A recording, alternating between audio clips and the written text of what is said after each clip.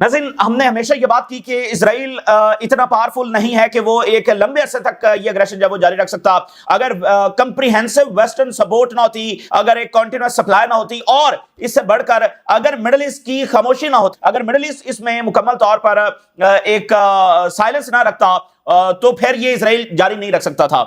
یعنی انہوں نے جو خاموشی اختیار کیے رکھی وہ اصل میں اسرائیل کا ساتھ دینا تھا، اور یہی وہ وجہ ہے کہ جس نے اسرائیل کو الاؤ کیا کہ وہ اتنے لمبے عرصے تک یہ بمبنگ جب جاری رکھ سکا اور ایگریشن کرتا رہا، کیونکہ تاریخ میں اس کی کوئی مثال نہیں ملتی. تو اب ناظرین یہ بات آج ثابت ہو گئی ہے، بہت ہی ہارفک اور بہت ہی اگلی ٹروتھ جو ہے وہ سامنے آ گیا ہے. واشنگٹن پوسٹ نے آج رپورٹ جاری کر دی ہے جس میں بہت ہی یہ بھیانک سچ جو ہے وہ سامنے آیا ہے، اور اس کو پتہ نہیں اب یہ جسٹیفائی کیسے کریں گے.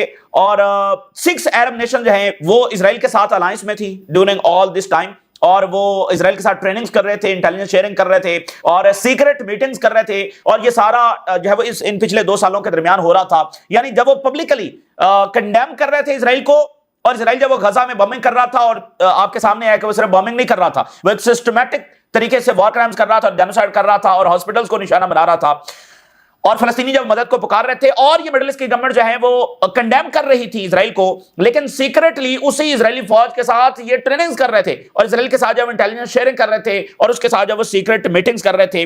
اور یہ سارا کچھ کس لیے کیا جا رہا تھا؟ اس کے پیچھے تھاٹ کیا تھی؟ اس کے پیچھے پروسیس کیا تھا؟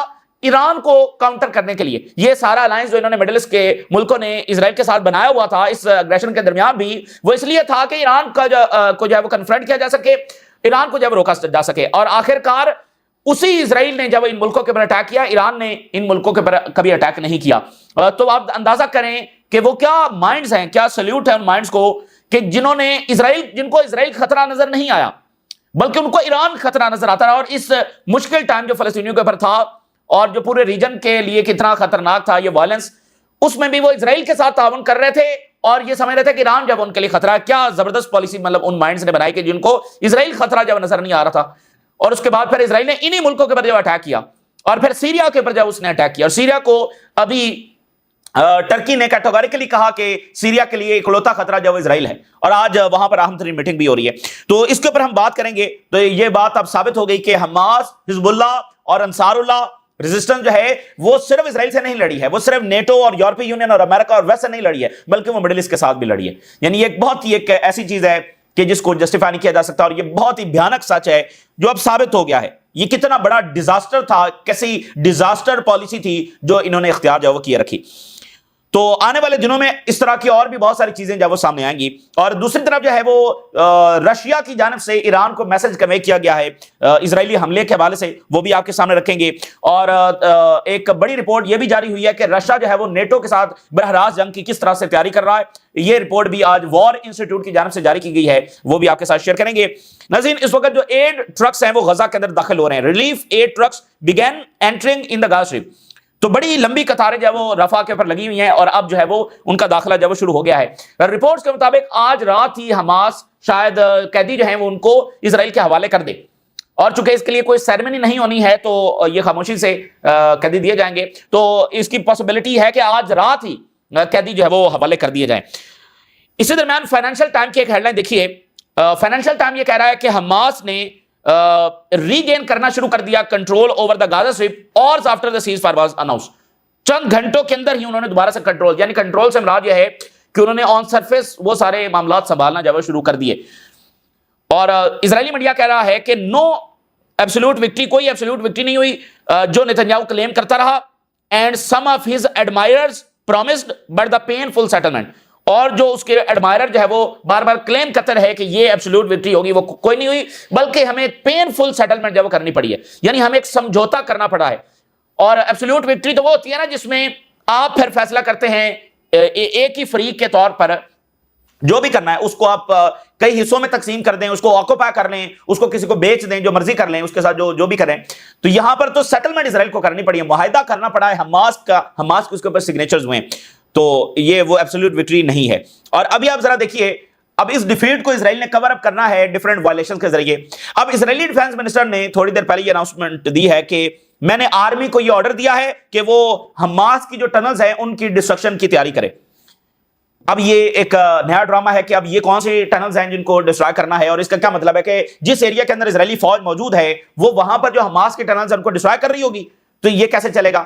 تو یہ وہ سگنلز ہیں کہ اسرائیل ہر حد میں یہ معاہدہ جو توڑنا چاہتا ہے۔ دوسری بات یہ ہے کہ یہ بیان اسرائیل کی عبرتناک شکست کا ثبوت ہے، یعنی 2 سال ہو گئے اور اب بھی ان کو ٹائم چاہیے حماس کی ٹنلز کو ڈسٹرائے کرنے کے لیے۔ اٹس مین کہ حماس کی ٹنلز ڈسٹرائے نہیں ہوئی ہیں، اب وہ سیز فائر کے درمیان ان ٹنلز کو جو ڈسٹرائے کرنا چاہتے ہیں۔ تو یہ ایک بری انتہائی بڑی شکست ہوئی ہے، لیکن اصل بات یہ ہے کہ جو ادھر سے سپورٹ ہوتی رہی اور جو اسرائیل کو ٹائم دیا جاتا رہا، اصل مسئلہ وہ ہے۔ اس کے ساتھ یہ ہے کہ اسرائیلی میڈیا کے مطابق عرب گورنمنٹ جو ہیں وہ پریپیئر کر رہی ہیں فار دا سیکنڈ فیز، کہ فرسٹ فیز کے بعد سیکنڈ فیز میں کس طرف جانا ہے، اور غزہ میں جو پیلسٹینین گورننس ہے وداؤٹ حماس یہ کس طرح سے لے کر آنی ہے۔ تو یہ اس وقت پریپریشن جو ہے وہ مڈل ایسٹ میں جاری ہیں۔ واشنگٹن پوسٹ کی رپورٹ جب آپ کے ساتھ شیئر کرنے جا رہے ہیں، یہ سارا آرڈر جو ہے وہ کیوں فال کر رہا ہے؟ یہ سارا آرڈر اس لیے فال کر رہا ہے کہ ریزسٹنس جو ہے وہ اس سارے آرڈر سے ٹکرائی ہے، اور یہ آرڈر ریزسٹنس کے سامنے جو وہ فیل ہوا ہے، اس لیے اب یہ سارا آرڈر جو فیل ہو رہا ہے اور فال کر رہا ہے۔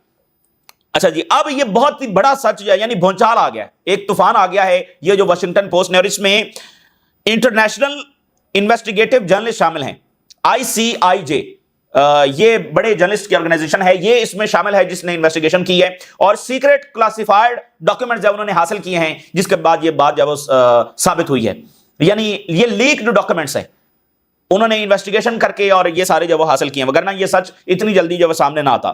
اس کے مطابق جو عرب گورنمنٹس ہیں وہ اسرائیل کو کرٹیسائز کر رہی تھی پبلکلی، لیکن پرائیویٹ اور ان سیکرٹ وہ اسرائیل کے ساتھ الائنس میں تھی ان 2 سالوں کے اندر، یعنی یورپ تھا، امریکہ تھا، یہ بات تو سمجھ آتی ہے، لیکن یہ تھے، یہ بات سمجھ میں نہیں آتی، اور اس کو اب یہ کیسے جسٹیفائی کریں گے؟ یہ تو بہت بڑا ڈیزاسٹر انہوں نے ان کے ہاتھوں سے ہوا ہے۔ اچھا جی، classified US documents reveal a secret military and intelligence cooperation network between Israel and at least 6 Arab states، اور اس کولیبوریشن کو اس کا جو کوڈ نیم دیا گیا تھا وہ regional security construct, RSC، regional security construct, یہ اس کا کوڈ نیم تھا، جس کے تحت یہ کم سے کم 6 عرب سٹیٹس اسرائیل کے ساتھ جب وہ الائنس میں تھی، اور اس کی سربراہی کون کر رہا تھا؟ US سینٹ کام کوارڈینیٹ کر رہا تھا، سربراہی کر رہا تھا، اور سینٹ کام کی جو بیسز ہیں وہاں پر یہ میٹنگز ہو رہی تھی اور ٹریننگز ہو رہی تھی، اور یہ جاری رہا کنٹینیو ڈیورنگ دا غازہ وار، یعنی وہ جو جنگ بھی نہیں ہے، صرف جاریت ہے، جس میں آفیشیل نمبرز کے مطابق 18,000 سے زیادہ بچے مارے گئے ہیں، ماڈرن ہسٹری میں سب سے زیادہ بچے جس جنگ کے اندر مارے گئے ہیں، جس کے اندر ایڈ کو ایسا ویپن استعمال کیا گیا، جس کے اندر جو ہے وہ 10,000 باڈیز ابھی بھی ملبے تلے جو وہ دبی ہوئی ہیں۔ یعنی آپ سوچئے نا کہ دنیا میں خود امریکہ بھی ایسا کچھ نہیں کر سکا، تو اسرائیل یہ سارا ایڈ کو بھی ایسا ویپن استعمال کرنے میں کس طرح سے اس کے بعد یہ طاقت آئی کہ وہ اس کو استعمال کرتا چلا گیا اور یہ اگریشن ہوتا چلا گیا، اور کوئی دنیا میں اس کو کوئی روک نہیں سکا۔ تو وجہ پیچھے یہ ہے کہ یہ سارے اسرائیل کو سپورٹ کر رہے تھے، تو یہ جو نتنیاہو کی شیطانی مسکراہٹ تھی اور وہ کیوں اتنا کانفیڈنٹ تھا، اس کی وجہ یہ تھی۔ تو یہ اسرائیل کی کوئی اتنی، آپ کہہ لیں کہ وہ کوئی اتنا طاقتور نہیں تھا کہ اس کو روکا نہیں جا سکتا تھا۔ ایک عمومی نیریٹو تو یہی تھا نا کہ اسرائیل کو روکا نہیں جا سکتا ہے، لیکن ایسی بات نہیں ہے، یہ روکنا نہیں چاہتے تھے بلکہ اسرائیل کے ساتھ انٹیلیجنس شیئر کر رہے تھے، اس کے ساتھ ٹریننگ جب کر رہے تھے اور پبلکلی اسرائیل کو کرٹیسائز کر رہے تھے۔ یہ اب دیکھیں نا، مطلب اسرائیل زیادہ بے رحم ہے یا یہ زیادہ بے رحم ہے؟ تو during the Gaza war while the participant Arab governments publicly condemn Israel's actions، publicly condemn کر رہے تھے، سیکریٹلی اس کی سپورٹ کر رہے تھے۔ پارٹیسپینٹ کنٹریز کون سے ہیں؟ سعودی عربیہ، Egypt, Jordan, UAE، Bahrain and Qatar and with Kuwait and Oman listed as the potential partners، یہ تمام عرب ورلڈ اس کے اندر جب وہ شامل تھی۔ اور آپ ذرا اگلی بات سنیے کہ اس الائنس کا، یعنی یہ فلسطین کا سودا کر کے بیٹھے تھے اور وہاں پر جو اسرائیل کر رہا تھا یہ کچھ بھی کرنے سے قاصر تھے اور کچھ نہیں کر رہے تھے۔ اتنی مجبوری کیا تھی ان کو؟ آبجیکٹو کیا تھا؟ آبجیکٹو یہ تھا the alliance focused on countering Iranian influence and strengthening military ties with Israel through intelligence sharing, joint exercises ان کی خفیہ طور پر ہوتی رہی and operational coordination، ایران کو کنفرنٹ کرنے کے لیے۔ یعنی کتنی بڑی یہ ڈیزاسٹرس پالیسی ہے کہ یہ ایران کو خطرہ سمجھتے رہے اور اس کے لیے اسرائیل کی مدد ان کو درکار تھی، وہ اسرائیل جس نے الٹیمیٹلی پھر ان کے اوپر جب وہ آ کر اٹیک کیا، اسرائیل کی مدد ان کو درکار تھی ایران کے خلاف، وہ ایران جس نے کبھی ان کے اوپر اٹیک نہیں کیا۔ اس سے بڑی کوئی ڈیزاسٹرز پالیسی ہو سکتی ہے؟ ایک بار پھر یہ ثابت ہوا کہ مڈل ایسٹ کے جتنے بھی پرابلمز ہیں اس کی وجہ یہ ہیں، ان کی یہ پالیسیز ہیں، وغیرہ یہ اسرائیل نہ یہاں ٹک سکتا ہے نہ ایگزسٹ کر سکتا ہے، اور نہ یہ سارا وہ کر سکتا ہے جو شام کے ساتھ ہوا, جو عراق کے ساتھ ہوا, جو لیبیا کے ساتھ ہوا. اگر یہ ریجنل ملک شامل نہ ہوتے اس سب کے اندر تو امریکہ اور اسرائیل یہ نہیں کر سکتے تھے. تو اس کی جو ایکٹیویٹیز ہیں ڈیورنگ دا غازہ وار وہ جاری رہی. The networks activities continued during the Gaza war. 2022 میں یہ شروع ہوا تھا اور پھر 23 میں, 24 میں, 25 میں یہ جاری رہا. Leaked files reveal secret Israel Arab military alliance built under the U S watch, امریکہ کی سرپرستی کے اندر, while Israel was massively bombing Gaza. جب فلسطینی وہاں پر چیخو پکار کر رہے تھے, جب ان کی اجتماعی قبریں وہاں پر بنائی جا رہی تھی اور وہ پکار رہے تھے کسی مدد کو اور ان کے اوپر بم برس رہے تھے اور ان کے لیے کہیں کوئی پناہ نہیں تھی, کہیں کوئی امان نہیں تھی, اور بچے جب وہ بھوک سے مارے جا رہے تھے, ٹھیک ہے نا, بھوک سے جو مارے جا رہے تھے, ماؤں کے ہاتھوں میں جب وہ دم توڑ رہے تھے, انسانیت کا سب سے بڑا ظلم, اور دنیا بھر میں پروٹیسٹ ہو رہے تھے. تو یہ مطلب مجھے بتایا نا کہ اب اس کے بعد کیا ہوگا. اب اس کو کیا یہ اس رپورٹ کو یہ ڈینائی کریں گے کہ نہیں یہ جھوٹی رپورٹ ہے, تو پھر سالڈ ایویڈنس لانے ہوں گے کہ نہیں ایسا تو کچھ بھی نہیں ہے. تو اسرائیل بے رحم ہے یا یہ زیادہ پھر بے رحم ہے؟ بھائی اسرائیل سے تو کوئی توقع نہیں کی جا سکتی, ویسٹ ان کا سپورٹر ہے. اصل بات تو یہ تھی کہ یہ کیا کرتے ہیں, تو انہوں نے یہ کیا ہے. اب یہ اس میں ہم کوئی اپنا ایسٹیمیٹ یا انالیسس شامل نہیں کر رہے ہیں, یہ ان کی رپورٹ ہے جو انٹرنیشنل انویسٹیگیٹو جرنلسٹ فورم نے اس میں جو وہ ساری شامل کی ہے. دا ڈاکیومنٹ شو کہ they were secretly training with Israeli forces for years, all under Washington's nose. یہ جناب علی سیکرٹلی ان کے ساتھ ٹریننگ کر رہے تھے غزہ وار کے درمیان بھی یہ ٹریننگ اسرائیلی فوج, اور اس لیے نتنیاہو کی شیطانی مسکراہٹ تھی, وہ اتنا کانفیڈنٹ تھا کہ وہ ہر حد سے گزرتا چلا گیا. یورپینز اسلحہ دے رہے ہیں, امریکہ ساتھ ہے, عربز وہ ساتھ ہیں, تو کرنا کیا, چائنا رشیا کی فوجیں اتریں گی. اب سوچے تو صحیح یہ کتنا بڑا ڈیزاسٹر ہوا ہے یہاں پر, اور خطرہ کیا ہے جی, ایران خطرہ ہے. اور 2022 سے 2025 تک جوائنٹ ڈرلز ہوتی رہی on air defence, tunnel warfare and countering Iran's influence. اور میٹنگ جو ہے وہ بحرین میں ہوئی, ایجپٹ میں ہوئی, قطر میں ہوئی. قطر کی العبید جو ایئر بیس ہے وہاں پر ہوئی, جہاں پر اسرائیلی آفیسر جو ہیں وہ خاموشی کے ساتھ یہاں پر آتے تھے تاکہ پبلک آؤٹ ریچ سے جب وہ بچا جا سکے, ایک عوامی جو رد عمل سے بچا جا سکے. اسرائیلی آفیسر جب وہ خاموشی کے ساتھ بحرین اور قطر اور یہاں پر آتے رہے. یہ تو بہت بڑا, یعنی ایک بہت ہی خوفناک یہ بات ہے اور بہت ہی افسوسناک بات ہے, ٹھیک ہے نا, بہت ہی افسوسناک بات ہے. ان سے قطعاً یہ توقع نہیں تھی کہ یہ اس حد تک بھی جا سکتے ہیں. تو اب جو ہے وہ کیا جواب, یہ فلسطینیوں کو جب وہ کیا جواب دیں گے, یعنی اور ذرا اس پالیسی, یعنی وہ جو مائنڈز ہیں جو یہ آئیڈیالوجی ہے کہ وہاں پر اتنا بڑا وائلنس ہو رہا ہے, اس کو یہ خطرہ نہیں سمجھتے, اسرائیل کو یہ خطرہ نہیں سمجھتے. ایران جس کی لیڈرشپ اتنی رسپانسبل ہے اس کو یہ خطرہ سمجھتے ہیں, اس لیے ایران پر حملہ ہوا تو انہوں نے کوئی بات نہیں کی. اور اس میں پھر ایک امپورٹنٹ بات دیکھیے, ٹرکی اس میں انوالو نہیں ہے, ٹرکی اس الائنس میں انوالو نہیں تھا. تو یہ فرق ہے, ٹھیک ہے نا, یہ جو تین قومیں یہاں پر ہیں یہ بنیادی فرق ہے, فارس, ٹرک اور عربز, یہ بنیادی, ٹرکی اس میں شامل نہیں تھا. تو اب ٹرکی کھل کر یہ بھی کہہ رہا ہے کہ سیریا میں جو وجہ ہے وہ اسرائیل ہے, ٹھیک ہے نا. تو ابھی بھی ان کو رائٹ پاتھ جب لینے کی ضرورت ہے. اور ابھی اس رپورٹ پر یہ کیا جواب دیں گے, اصل بات تو یہ ہے اتنا کچھ وہاں پر ہوتا رہا. اور یہ جناب علی, تو اس سے یہ ثابت ہوا کہ ایک تو ریزسٹنس نے کتنی بڑی لڑائی لڑی ہے, کتنی بڑی لڑائی انہوں نے لڑی ہے, اور دوسرا یہ ہے کہ اسرائیل کوئی اتنی بڑی بلا کا نام نہیں ہے, وہ کوئی اتنا بڑا بدماش نہیں ہے. حماس کے ہاتھوں اس کے اتنی زیادہ کیجویلٹیز ہوئی ہیں, حزب اللہ نے جو اس کو پھینٹی لگائی ہے, جو ایران کے ہاتھوں اس کی پھینٹی لگی ہے, وہ کوئی ایسی بڑی بلا کا نام نہیں ہے. اصل بات یہ ہے کہ یہ جو خوف اور جو پالیسی یہ بنا کر بیٹھے ہوئے ہیں, یہی وہ چیز ہے کہ اسرائیل اپنا کھیل جب وہ کھیلتا چلا جا رہا ہے, اور اس میں اتنے زیادہ لوگ جب وہ مارے گئے. اچھا, تو اب جناب علی ایران کے حوالے سے صورتحال یہ ہے کہ ایران کے فارن منسٹر نے تھوڑی دیر پہلے یہ بتایا ہے کہ پیوٹن اور نتنیاہو کی جو 3-4 روز قبل بات ہوئی, اس کے بعد اگلے ہی روز جو ایرانین ایمبیسڈر ہے ماسکو میں اس کو طلب کیا گیا, اور رشیا نے یہ بات کنوے کی کہ نتنیاہو نے یہ کہا ہے کہ وہ ایران کے ساتھ جنگ نہیں چاہتا ہے, لیکن ایران کے فارن منسٹر نے یہ کہا ہے کہ ہمیں نتنیاہو کی اس بات کے اوپر کوئی اعتبار نہیں ہے, اور ہم اس ڈسیپشن میں آنے والے نہیں ہیں, کسی بھی وقت یہ ڈسیو کیا جا سکتا ہے ہمیں, تو ہماری فوجیں جب وہ پوری طرح سے تیار ہیں اور ہماری نیوی بھی پوری طرح سے تیار ہے. After the call between Putin and Netanyahu a few days ago, Russia informed our ambassador Netanyahu is not concerned about the return of the war with Iran. But ہمیں اس پر کوئی اعتبار نہیں ہے.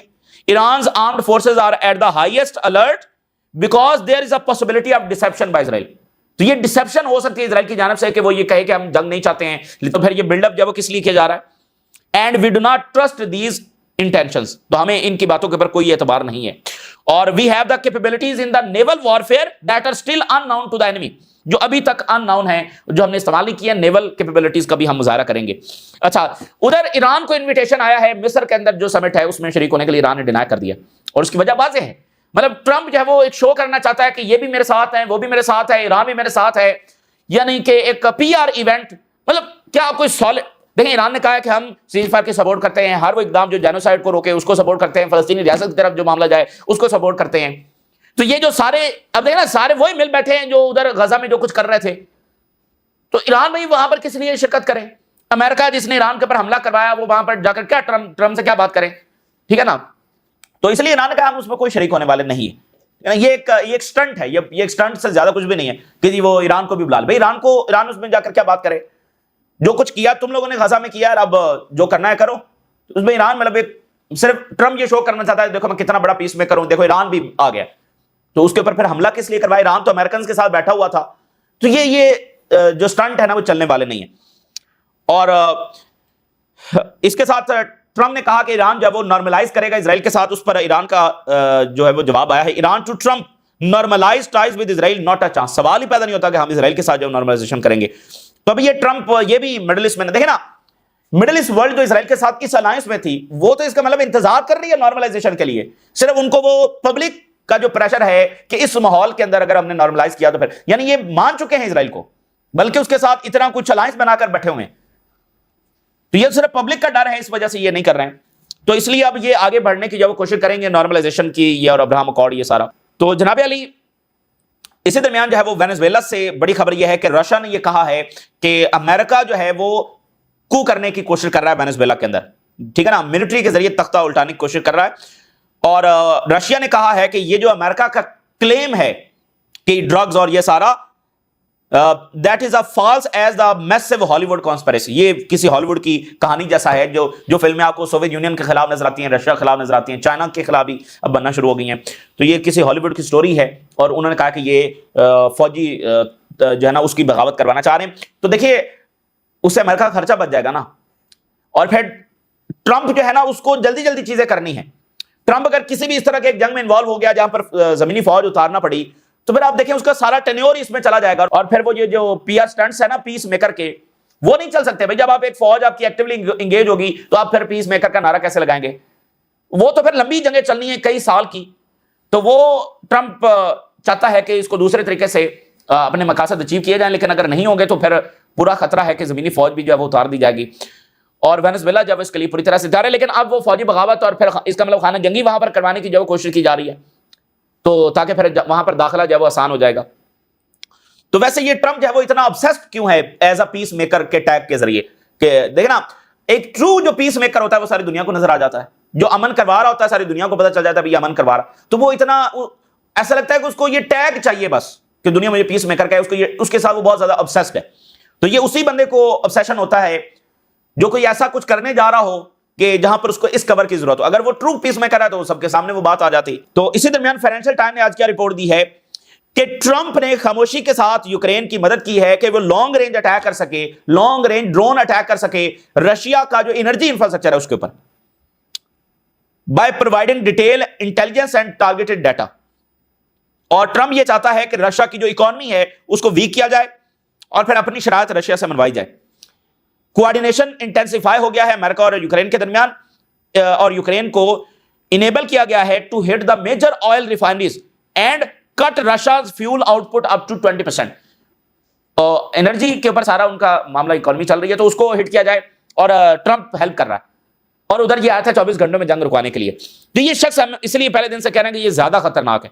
اب وار انسٹیٹیوٹ کی رپورٹ جاری ہو گئی ہے کہ پیوٹن جو ہے وہ ان ساری حرکتوں کو اور نیٹو کو دیکھتے ہوئے, نیٹو جو بنیادی مسئلے کو حل کرنے کے لیے تیار نہیں ہے بلکہ رشین بارڈرز کے اوپر بلڈ اپ کر رہا ہے, تو پیوٹن بھی جنگ کی تیاری جو وہ کر رہا ہے, ڈائریکٹ وار نیٹو کے ساتھ چھیڑنے جا رہی ہے. یہ وار انسٹیٹیوٹ ہے, اس نے رپورٹ جاری کی ہے کہ Russia is preparing for war with NATO and may launch an attack faster than the intelligence agencies think. اور زیرو سٹیج کا آغاز ہو گیا ہے. یہ زیرو سٹیج کیا ہے؟ جس میں کنفرنٹیشن کی تیاری کی جاتی ہے, لیکن اس سے پہلے اسپائی ایکٹیویٹیز, اسپائنیج ایکٹیویٹیز ہوتی ہیں, سبوٹاج ہوتے ہیں, جس میں ڈرونز جو ہے وہ بھیجے جاتے ہیں آن دا ملٹری بیسز اور اسٹریٹجک فیسلٹیز کے اوپر. یہ زیرو فیز ہے, اس کا آغاز ہو چکا ہے. اور رشیا جو ہے وہ اپنی ریزرو فوج کو بڑھا رہا ہے. نیو جو وارفیئر ٹیکٹکس ہیں وہ اس وقت پروڈیوس کر رہا ہے, کریٹ کر رہا ہے, without relying on the meso armoured forces. مطلب یہ ٹینکس, یہ ٹروپ کیریئرز, میسو جو آرمرڈ فورسز ہیں اس سے ہٹ کر وہ نئے جو وارفیئر ہے, مثال ڈرون وارفیئر ہے, اس کے لیے ڈرون آپ بھیج رہے ہیں, اس کے لیے آپ کو آن گراؤنڈ تو ٹینکس نہیں چاہیے. تو آرمرڈ سے ہٹ کر وہ ایسے نئے وارفیئر جو وہ اس کو کریٹ کر رہا ہے کہ آگے نیٹو سے جو لڑنا ہے. رشیا نے بہت زیادہ سگنیفیکنٹ ایکسپیرینس حاصل کیا ہے اس یوکرین جنگ سے, اس ماڈرن وارفیئر کا. اور یہ جو زیرو فیز ہے اس کے اندر انفارمیشنل اور سائیکولوجیکل جنگ بھی شامل ہے, سائیکولوجیکل آپریشنز بھی شامل ہیں, الیکٹرانک وارفیئر ہے, جی پی ایس جیمنگ ہے, ڈس انفارمیشن کیمپین ہے, اور ڈرون ایکٹیویٹی ہے, میس ڈرون انکرجن ہے. اور اس کے علاوہ رشیا نے اپنی جو T-90 ٹینک پروڈکشن ہے اس کو بھی بڑھا دیا ہے. اور report that Russia is developing a new military tactics less reliant on tanks, یعنی ٹینکس وہ بنا رہے ہیں لیکن ساتھ نئے ملٹری ٹیکٹکس جو ٹینکس پر, آرمرڈ پر کم ریلائی کریں, and other armour vehicles based on the experience gained from the war in Ukraine.